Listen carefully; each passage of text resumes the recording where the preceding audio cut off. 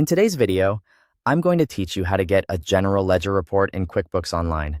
To get started, log into your QuickBooks Online account. Once you're signed in, you'll be on your main dashboard. From here, the process is very straightforward, and QuickBooks makes it easy to find the report you need if you know where to look. Next, go to the left-hand menu and click on Reports. This section is where QuickBooks stores all of its standard financial and accounting reports, including the general ledger. After the Reports page opens, look for the search bar near the top of the screen.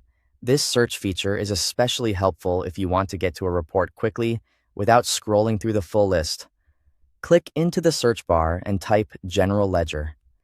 As you type, QuickBooks will begin showing matching report options. When you see General Ledger in the search results, select it to open the Report Setup screen. Once the report is open, choose the reporting period you want to view. This is an important step because the general ledger will only show transactions within the date range you select. For example, you might want to look at the current month, the previous quarter, or a custom date range depending on what you're reviewing. After that, adjust any report filters if needed. Filters can help you narrow down the information shown on the report, which is useful if you're looking for specific accounts or transaction details. If you don't need to make any changes here, you can simply leave the default settings in place. When everything looks right, click Run Report. QuickBooks will generate the general ledger based on the period and filters you selected. Once it loads, review the report on the screen.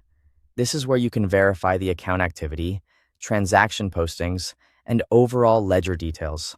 Take a moment to scroll through and confirm that the report includes the information you expected. If you'd like to save or share the report, click Export.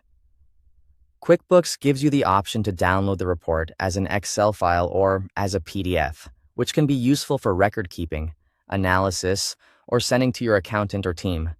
That's all there is to it. Once you know where the report section is and how to search for the general ledger, the process becomes quick and easy every time. Thanks for watching.